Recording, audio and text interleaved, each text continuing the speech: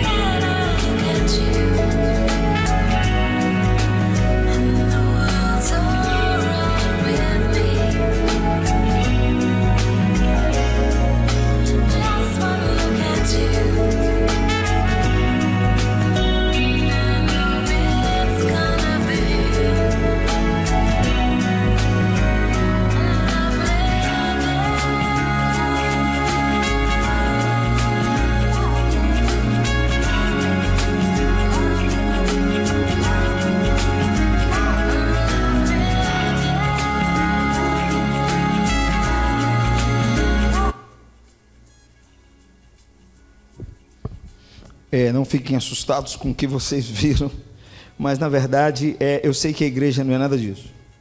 Eu sei que na igreja não é nada disso. Às vezes fico me perguntando onde está a culpa disso tudo. Porque eu creio que a igreja do começo do século nunca foi isso. Nunca foi. Essa nunca foi a proposta de Jesus. Essas pessoas com essas características assim, é a nossa responsabilidade ir atrás delas. É o mundo que nós vivemos, é um mundo pós-moderno, com pessoas em todos os seus estilos, todas as suas características, que precisam conhecer Jesus para fazer parte da igreja dele.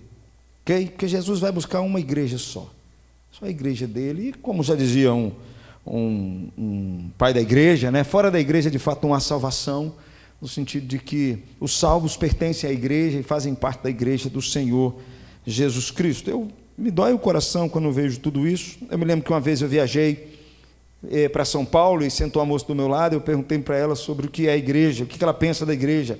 Ela ficou uns 2 minutos calada, falou nada. Eu fico me perguntando de fato o que nós precisamos fazer para desfazer essas falsas ideias que as pessoas têm de fato sobre a igreja de Jesus, porque nós fomos chamados para ser agentes do reino dele, na pregação do reino dele, da sua mensagem. E aí eu queria convidar você a ler comigo um texto que vai nos ajudar bastante a entender melhor o que é a igreja. Efésios 1, versículos 1 e 2, 2 versículos somente.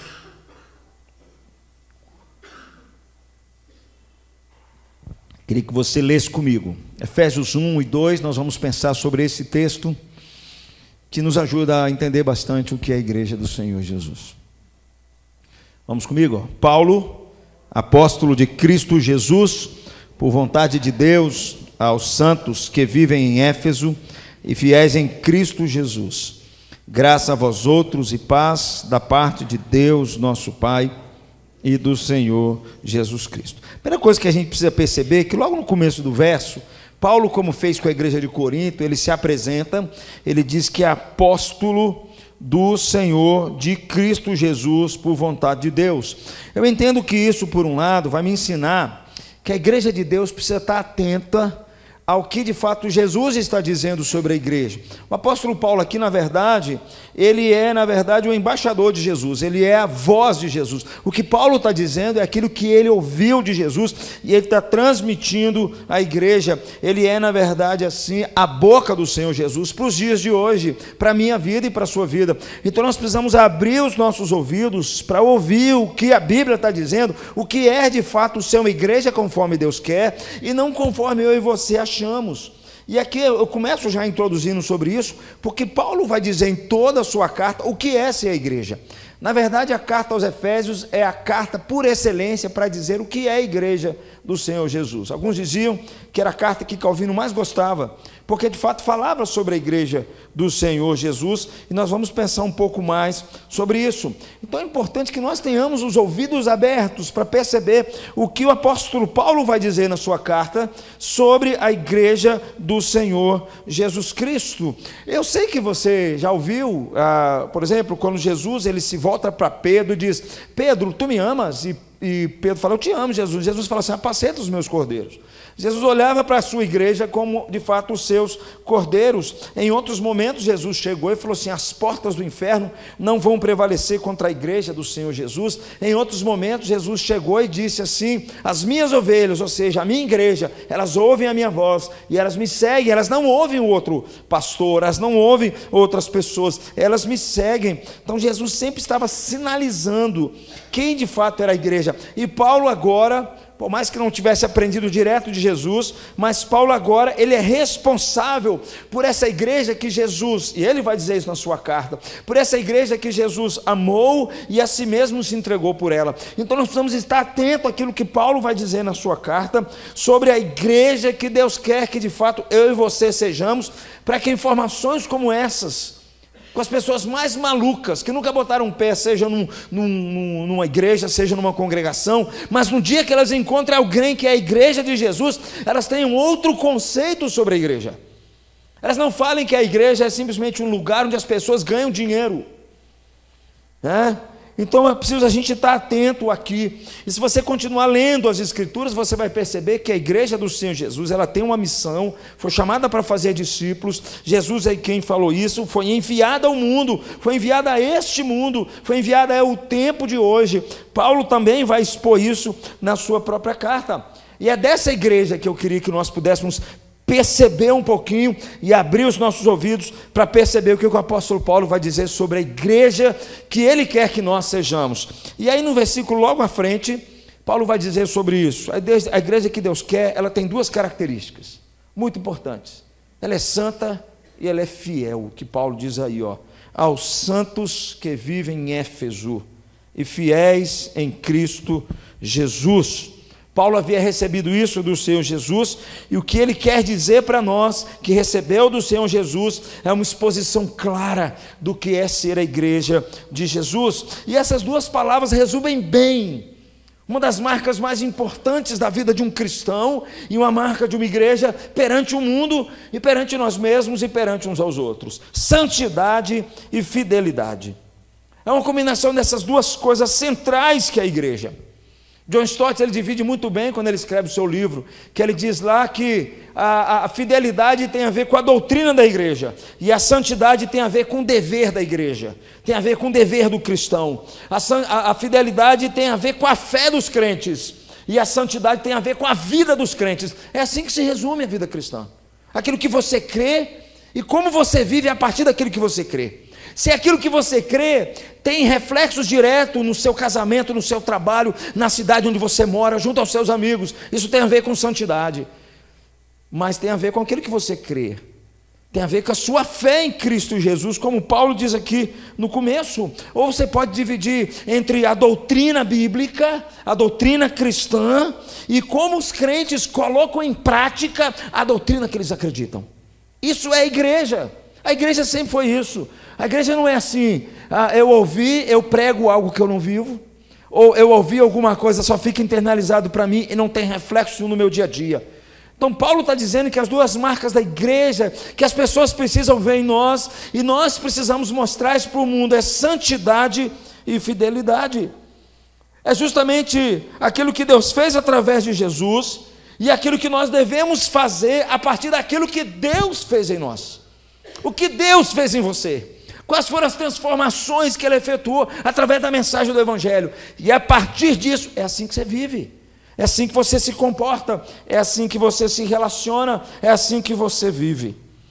Então eu quero começar pensando sobre a primeira ideia, essa ideia que Paulo fala, que nós somos, que a igreja de Jesus são os fiéis em Cristo Jesus, que tem a ver com a sua fidelidade. Meu amigo, entenda uma coisa: não existe uma igreja bíblica, uma igreja séria, sem um fundamento doutrinário, sólido, firme, bíblico. Se os crentes não tiverem fundamento bíblico, o mundo vai despedaçá-los. Você vai ser como uma criança, como o próprio apóstolo Paulo diz, levado para um lado, por outro, por qualquer conversa. E é interessante você ver isso, porque às vezes você volta aí, crentes velhos de igreja, e eles ouvem um negócio muito interessante, eles abandonam tudo aquilo que eles creem e vão naquele caminho. Falta fundamento, falta uma fé sólida, falta de fato uma doutrina robusta, para ele estar frente às propostas que o mundo vai oferecer para ele. Já vi isso várias vezes. Meu pai frequentava, era presbítero de igreja, viu igreja se dividindo por causa de situações como essas, doutrinas que vinham, ensinamentos que vinham e tomavam o coração da igreja e iam afastando as pessoas. Não existe uma igreja se ela não tiver um firme fundamento naquilo que o Senhor Jesus ensinou e na doutrina dos apóstolos. Se não for assim, a igreja vai ser engolida. Às vezes, queridos, nós falamos assim: filho, vem à escola dominical, filho, participe de um grupo pequeno. Sabe para que é isso, filho? É para fortalecer esse aspecto da sua vida, fortalecer não só o conhecimento bíblico, mas fortalecer a sua fé na verdade do Evangelho, na verdade da palavra de Deus. Senão nós vamos ser levados por qualquer tipo de distorção, sermos levados por qualquer tipo de vento de doutrina, por falsos ensinos, por mentiras e tudo mais.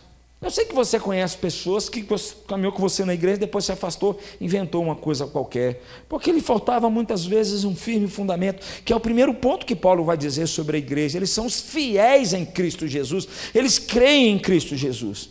Então Paulo aqui, meus irmãos, ele continua dirigindo a sua carta aos que vivem em Éfeso e aqueles que são fiéis em Jesus Cristo. E aqui é interessante, porque no fundo, o cristão vive essas duas realidades.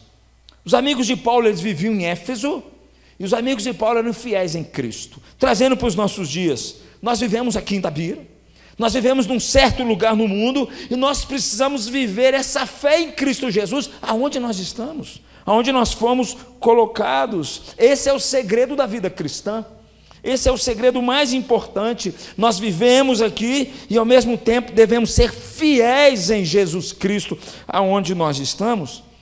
E Paulo está dizendo aqui, queridos, que estar em Cristo Jesus é estar no fundo, em uma união com Ele. É aquilo que o Senhor Jesus falou: a videira não pode dar fruto se ela não estiver agarrada à videira. Um ramo não vai dar fruto se ela não estiver agarrado à videira. Um crente, um servo de Jesus, ele não consegue dar fruto se ele estiver desconectado da vida da igreja, se ele estiver desconectado do fundamento bíblico, se ele deixar de ser fiel em Cristo Jesus. Então, queridos, é impossível eu e você fazermos parte do corpo sem estarmos relacionados com Jesus, que é o cabeça, sem estarmos relacionados uns com os outros, que somos membros. Essa é a definição mais básica do que é ser igreja do Senhor Jesus. Eu sei que muitos hoje acham diferente. Muitos hoje acham que você pode ser crente, e assim, você pode ser crente, e uma vez por mês, e olhe lá, você se congregar com seus irmãos. Quando der, se não tiver outra coisa na agenda, muitas vezes. E fora as outras questões da vida. E aí eu fico pensando assim, meu Deus, será que vai dar conta? Será que vão dar conta? Sem um ensino, sem um fortalecimento da sua fé, sem um aprendizado bíblico, sem a comunhão uns com os outros, sem a igreja de Jesus, será que vai dar certo? Será que vai aguentar? O apóstolo Paulo afirma aqui, queridos, que ser cristão na essência, é você estar em Cristo. Isso que é ser um cristão, na verdade. É você estar unido com Cristo, é você ser parte do seu povo. Então Paulo está dizendo para nós que a doutrina que dá sustentação é ela que tem que ser o fundamento para o nosso ensino, para a nossa vida, através da vida, da obra, da morte, da ressurreição de Senhor Jesus. E a isso nós precisamos permanecer fiéis em todo o tempo, a começar onde nós estamos. E aí eu quero, se a gente vasculhar um pouco mais, quais são então esses pontos que Paulo fala que tem a ver com a fidelidade, que tem a ver com a fé cristã, que tem a ver com a doutrina, que Paulo vai dizer que eu e você precisamos ser fiéis. O que é isso? Se você ler a carta aos Efésios, você vai perceber muito claro assim, do capítulo 1 ao capítulo 3, Paulo vai dizer o que Deus fez na vida de uma pessoa. Isso tem a ver com o seu fundamento na fé. A partir do capítulo 4 é como os crentes vivem. É assim que é dividido. Então depois, se você chegar em casa, você vai encontrar coisas assim que tem a ver com a doutrina, tem a ver com aquilo que nós precisamos crer. E o que nós precisamos ser fiéis? O que nós precisamos crer? Qual que é o fundamento que nós precisamos estar assentados, que Paulo vai dizer? Paulo vai dizer que Deus, o Pai, Ele é bendito porque Ele escolheu o seu povo, a igreja, antes da fundação do mundo, para o louvor da sua glória. Ele vai dizer isso no capítulo 1 de forma clara. Deus vos escolheu antes da fundação do mundo para ser de santos e irrepreensíveis, e em amor vos predestinou. Paulo vai dizer um pouco mais que esse fundamento tem a ver com a obra de Jesus, e por meio de Jesus Cristo que resgatou a sua igreja, por meio do seu sangue, que os perdoou e os aceitou. Isso tem a ver com a minha fé em Cristo Jesus. Paulo vai dizer mais, que é por meio de Jesus Cristo que eu e você fomos feitos herança, predestinados segundo o propósito de Deus, para o qual essa igreja vive, e vive para o louvor da sua glória. É o que Paulo vai dizer no capítulo 1 de Efésios. Paulo vai dizer ainda mais que o Espírito Santo é o selo desses crentes, é o que de fato carimba na vida desses crentes, é a garantia dos crentes de que um dia Jesus encontraria com eles e que um dia eles estariam com Jesus. Queridos, isso tem a ver com minha fidelidade, tem a ver com aquilo que eu creio. É o que Paulo está dizendo. E Paulo vai dizer mais, que Jesus hoje, Ele está assentado à direita do Deus Pai Todo-Poderoso, e Ele está acima de todo o principado e de toda a potestade, porque Ele tem todo o poder, e a Ele, debaixo dos seus pés, estão todas as coisas.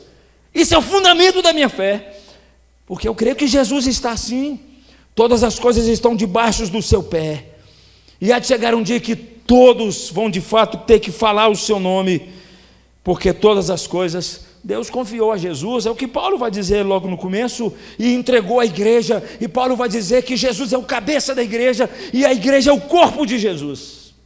Isso tem a ver com aquilo que eu creio. Paulo vai dizer mais, que essa doutrina que nós precisamos ser fiéis a ela, que eu e você, presta atenção, queridos, eu e você estávamos mortos em nossos crimes, em nossos pecados, que nós andávamos segundo o curso do nosso coração, segundo o curso deste mundo, fazendo a vontade da carne e dos pensamentos. E Paulo vai dizer que por causa da obra de Jesus, por causa da misericórdia de Deus, por causa do seu grande amor para conosco, Deus nos deu vida por meio de Jesus Cristo. E Paulo vai dizer que isso tem a ver com o fundamento da minha fé, que pela graça sois salvos, mediante a fé. Isso não vem de vocês, não de obras, para que ninguém se glorie. Isso tem a ver com o fundamento da minha fé. Isso tem a ver com o fato de que eu preciso ser fiel a tudo isso. E Paulo vai dizer mais, que essa igreja é a nova humanidade em Cristo Jesus. E essa igreja foi criada para boas obras, para abençoar, para servir e para amar as pessoas. Isso tem a ver com o aspecto da fidelidade, tem a ver com o aspecto daquilo que eu creio, tem a ver com o aspecto doutrinário. É a partir disso que a minha vida vai tomar o rumo, é a partir disso que eu vou viver, que eu vou me relacionar, que eu vou pensar. E Paulo vai dizer mais no começo dessa primeira parte, que por causa de Jesus a barreira foi quebrada da separação entre judeus e gentios, não há mais inimizades, Deus fez uma só igreja, e essa parede foi derrubada por meio de Cristo Jesus. E Paulo vai nos dizer que essa igreja é chamada família de Deus. Queridos, isso tem a ver com a minha fé, com aquilo que eu creio, e isso que eu creio tem que afetar o meu dia a dia constantemente. Paulo vai dizer mais, que Deus é poderoso para fazer infinitamente mais de tudo quanto pensamos ou pedimos, porque para Ele é a glória, a Ele pertence todas as coisas. Paulo começa falando sobre Deus Pai e encerra na primeira parte dizendo assim, a Ele pois a glória eternamente, amém. Isso tem a ver com a minha fé, eu creio nisso. Eu creio nesse Deus Pai que agiu na história, que interviu na história, que enviou o seu Espírito, que juntou um grupo de pessoas, colocou o seu Espírito ali, caminhou com eles, os ensinou, os chamou de nova humanidade. Isso tem a ver com aquilo que eu creio, tem a ver com a minha fé. É essa doutrina que a igreja permanece de pé ou cai, queridos. Esse é o fundamento que nós devemos permanecer fiéis. É a partir dessa verdade que nós vamos viver. Você não pode fazer o contrário. Você não dá para você viver a sua vida sem você não ter uma fé bem aplicada, se você não saber aquilo que você crer, se você não conhecer de fato quem é Jesus e o que Ele fez por você, se você não souber direito de fato quem é o Espírito Santo, que Deus Pai fez, o que Deus fez para te resgatar. Isso tem a ver com a minha fé. A vida cristã é isso. Primeiro, tem a ver com a minha fé em Cristo Jesus. Mas como eu disse no começo, queridos, não é só a questão doutrinária, mas é também o meu dever. Não é só aquilo que eu creio, mas como eu experimento aquilo que eu creio diariamente na minha vida. Paulo primeiro apresenta o fundamento, chama aos fiéis em Cristo, e depois Paulo vai dizer para como nós vamos viver, o que ele espera que esses cristãos possam viver diariamente. E adivinha o que aquele Paulo pede? Santidade de vida. Você crê assim? Você crê que Deus existe? Você crê que Jesus morreu naquela cruz? Você crê de fato que você estava morto e Deus transformou você e pela graça você foi salvo? Você crê realmente na ação do Espírito Santo hoje, que Ele está agindo na igreja? Você crê que a igreja é a família de Deus? Então a partir disso, você vai viver uma santidade de vida. É o que Paulo vai dizer. É assim a vida cristã, queridos.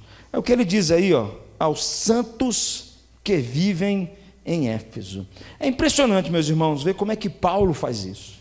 Paulo ele usa um verbo muito especial para dizer isso. Ele fala assim, são os crentes como eles andam. A ideia de andar é a ideia de comportamento. Porque isso é a vida cristã. Muitos desses relatórios que nós vimos aqui, dessa turma doidona, malucona aí, é porque em boa parte não viu nos cristãos um comportamento santo. Não viu diferença na vida desses. Não viu nada de diferente deles perante o mundo. O que viu foi um cara chato, muitas vezes. Ou viu um cara parecido com eles, mas não viu Jesus neles. O que Paulo está dizendo? Precisamos ter o fundamento da fé em Cristo Jesus. Mas precisamos entender que isso tem a ver com o nosso dia a dia, com o nosso trabalho, com a nossa casa, com a cidade onde moramos e tudo mais. Isso tem a ver com as questões práticas. Paulo está dizendo aqui que tem a ver com o nosso comportamento cristão, tem a ver com os nossos relacionamentos. E nós podemos, queridos, vou dizer para você, eu sei que você conhece pessoas, né, Jeová? Nós conhecemos pessoas que têm boa doutrina na cabeça, mas têm um péssimo comportamento diário. Você conversa com ele, Saulinho, ele te dá um show de Bíblia. Ele explica tudo para você. Mas você percebe que há uma incoerência entre a sua fala e a sua vida. Você percebe isso claramente. Você fala assim, tem alguma coisa aqui que está estranha. Percebe, queridos, Paulo está dizendo que essas coisas não podem ser desassociadas, porque a transformação que Deus fez no ser humano internamente vai produzir nele uma nova pessoa, uma nova criação, uma nova humanidade, alguém que se assemelhe a Cristo Jesus. Por isso que ele está no mundo, mas ele é diferente do mundo. É o que Paulo está dizendo. Mas como é que isso se dá realmente? É o que eu quero esmiuçar um pouco mais. O que nós devemos realmente expressar por meio desse viver santo? E eu aproveito para dizer, queridos, que essa é a igreja que Deus quer que nós sejamos. Essa é a igreja que impactou o mundo há 2000 anos atrás. Essa é a igreja que continua mudando toda a história. Paulo vai dizer que essa santidade de vida, esses santos que vivem em Éfeso, através do comportamento deles, eles vão desfazer as más notícias sobre o que é de fato a igreja. Só tem um jeito, eu vou encerrar com isso, vou falar aqui e vou encerrar com isso. Só tem um jeito para mim, das pessoas desfazerem as más informações que eles têm sobre a igreja. É quando os crentes vivem conforme Jesus está querendo, conforme a palavra de Deus está dizendo para nós. E olha o que Paulo vai dizer, querido. Depois você pode chegar em casa e ler tudo isso. Paulo começa dizendo que esses crentes, esses santos, como é que eles expressam isso na sua vida? Paulo vai dizer coisas assim: humildade, mansidão, paciência, aprender a suportar uns aos outros em amor. É isso que Paulo está dizendo. Isso tem a ver com a nossa vida prática. Paulo vai dizer que nós, esses santos, devem fazer tudo para preservar a unidade. Tudo. Devem lutar de todas as formas. Paulo vai dizer que Deus, quando salva uma pessoa, enche com o seu espírito, a capacita com os dons, para que esses dons que são derramados sobre ela possa edificar uns aos outros, através do dom que Deus colocou sobre a vida dessa pessoa, para que o outro possa crescer e amadurecer, e se tornar mais parecido com Cristo, para que juntos nós possamos lutar e crescer uns com os outros. Isso tem a ver com a minha vida prática, tem a ver com o meu dia a dia. Paulo vai dizer mais, que esses que são santos, eles não seguem mais a multidão, eles não vão mais nessa massa ignorante, que não tem nada na cabeça. Paulo vai dizer que eles tanto se recusaram, eles devem se recusar não só esses que não conhecem a Cristo, tanto se recusaram a se relacionar com Deus, que eles perderam o contato com Ele. E Paulo está dizendo, vocês não vão com a massa, vocês não vão na onda, vocês não. Paulo está dizendo que a ideia de ser santo de forma prática é nós não mais pensarmos como eles pensam. É isso que Paulo vai dizer para nós. Nós não ficarmos mais obcecados por sexo como eles ficam, viciados em todo tipo de perversão. Paulo está dizendo que isso tem a ver com o dia a dia, com a santidade de vida. Paulo está dizendo que essa santidade ela se expressa quando nós abandonamos o nosso velho estilo de vida. E o seu velho estilo de vida era pura podridão. Seus pensamentos, as suas ações. Paulo está dizendo que essa vida prática tem a ver quando você abandona, quando você tira a sua velha vestimenta. Paulo está dizendo que essa santidade de vida tem a ver com esse novo estilo de vida, que começa agora, uma vida que foi planejada por Deus, renovada a partir de dentro, uma vida que muda para melhor a conduta de vocês, que faz de vocês um caráter como de Deus e vai trabalhando nisso. Isso tem a ver com santidade de vida, com forma prática. Quer ver outra coisa que Paulo fala de forma muito prática, que tem a ver com santidade de vida? Paulo diz aqui, deixando a mentira, fale cada um a verdade com o seu próximo. Isso tem a ver com o dia a dia da vida. Quer ver outra coisa? Paulo fala assim que nós não podemos nos alimentar de vingança no coração. Paulo diz que nós não podemos deixar a raiva dominar o nosso coração. Paulo está dizendo assim de forma muito prática, que aquele que furtava, não furte mais. Meus irmãos, isso é mudança de vida radical. Eu fico tentando imaginar os crentes na cidade de Éfeso recebendo essa carta, vivendo numa cultura altamente dominada por pensamentos como esses, e Paulo está dizendo: vocês agora que Cristo fez alguma coisa em vocês, vocês que furtavam, não furtem mais. Antes trabalham para que tenham com que acudir ao necessitado. O dinheiro de vocês é para abençoar o necessitado. Paulo está dizendo. Paulo diz mais, que da nossa boca não sai palavrão, não sai coisas que possam ofender o nosso irmão, ofender o próximo, nada de besteira ou baixaria, que isso tem a ver com santidade de vida, que deve ser expresso no nosso dia a dia. E Paulo vai dizer mais, que nós não devemos buscar a nossa alegria se embriagando com vinho, vivendo de forma imoral e libertina. Ao contrário, Paulo vai dizer: vocês são santos, vocês vão beber do Espírito Santo, vocês vão se encher do Espírito Santo. É o que Paulo está dizendo. E Paulo acrescenta ainda mais, dizendo que dentro da casa, como é que essa santidade se expressa dentro da casa? É quando os maridos amam suas esposas, as esposas se submetem aos seus maridos, os filhos obedecem a seus pais, os pais não tratam com mão de ferro os seus filhos, os patrões, eles não são maus com seus empregados, nem desonestos com eles. E os servos, os empregados, na verdade, eles não são desonestos para com os seus patrões, mas eles trabalham de forma a glorificar a Deus através das suas ações. Paulo está dizendo de forma muito prática como se expressa essa santidade de vida, como é que nós devemos viver constantemente. E aí ele termina a sua carta dizendo que nós precisamos. Essa santidade tem a ver com nós nos fortalecendo cada vez mais e nos revestindo com o poder de Deus através de uma vida de oração. Paulo vai dizer isso. É somente dessa forma, queridos, que eu e você podemos desfazer as más notícias sobre a igreja de Jesus. Não tem outro jeito. Não existe outro jeito. A igreja vai atacar a gente, Fernando, de tudo quanto é lado. Não tem jeito. Eles vão falar, eles vão falar. Mas eu não tenho reserva, que um dos grandes problemas que nós colhemos aquelas informações do começo que eu mostrei para vocês, é porque no fundo, nos faltou isso aqui que Paulo está dizendo. Em um determinado momento nos faltou. E aí, para Paulo encerrar, meus irmãos, ele escreve que a igreja de Deus, em tudo mais, é uma diversidade. Ele diz assim no finalzinho, ele vai dizer lá no finalzinho do texto, que essa igreja que Deus quer que nós sejamos, ela é uma diversidade. Ele diz aí, graça a vós outros e paz da parte de Deus, nosso Pai, e do Senhor Jesus Cristo. A ideia aqui são dois cumprimentos, né? Os gregos cumprimentavam com a graça, com a caris, e os judeus comentavam com a paz. Paulo está dizendo que essa barreira foi quebrada, que agora no meio dessa comunidade não há mais distinção entre questões de salário, questões de cor, questões de nacionalidade, questões de gênero, não existe nada disso. Existe uma diversidade entre nós. Gente, a igreja é um negócio maravilhoso. A igreja é algo de Deus para o nosso tempo. Hoje se brigam tanto sobre isso, a igreja está vivendo isso há muito tempo, que a parede da separação foi quebrada há muito tempo atrás.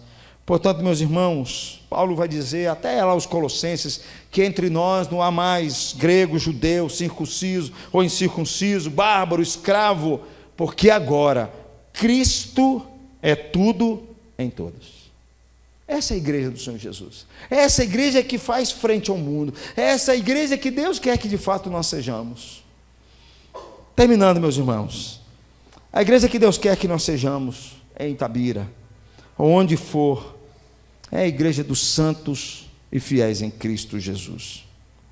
Ela tem uma doutrina bíblica, ela tem um fundamento em Cristo Jesus, mas ela mostra essa sua fidelidade por meio de um comportamento transformado, aonde ela está e onde ela vive, seja na casa, seja no trabalho e tudo mais. O próprio apóstolo Paulo aqui nos fala como é que isso tudo é possível. E aí eu queria convidar você a ler comigo Efésios 2, versículos 4, 5, 8 e 10, para a gente encerrar. Vamos ler comigo, ó.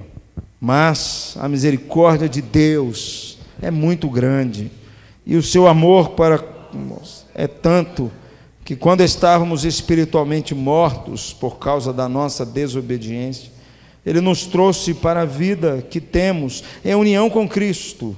Pela graça de Deus, vocês são salvos, pois pela graça de Deus vocês são salvos por meio da fé. Isso não vem de vocês, mas é um presente dado por Deus.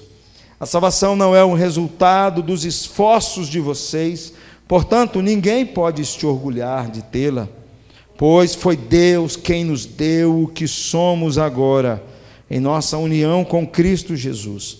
E Ele nos criou para que fizéssemos as boas obras que Ele haja preparado para nós. Só tem um jeito, queridos, é quando nós entendemos a mensagem do Evangelho e vivemos o Evangelho. Vocês foram salvos pela graça, sem mérito. Isso tem a ver com o Evangelho. Com a obra de Jesus tem a ver com o Evangelho. Eu já falei que uma vez o grande problema do crente, Marcelo, é porque as pessoas elas se convertem através da mensagem do Evangelho, depois ela abandona o Evangelho e vai viver outra coisa. Não, querido, você foi salvo pelo Evangelho e você precisa continuar vivendo o Evangelho. Você foi salvo pela graça, você tem que continuar vivendo a graça. O Evangelho, a mensagem do Evangelho não é só para o não crente, a mensagem do Evangelho é para o crente. É a forma como ele vive a partir do Evangelho. Eu não posso esquecer daquilo que Cristo fez por mim. Isso tem que me reabastecer constantemente. E aí, meus irmãos, só tem um jeito de eu e você acabarmos de uma vez com todas com as falsas notícias sobre a igreja de Jesus. É sendo, por um lado, fiel, vivendo uma vida fiel em Cristo Jesus e tendo um viver santo diariamente. É assim que eu e você vamos ser a igreja que Deus quer que nós sejamos. Queria orar por você, queria que você curvasse sua cabeça.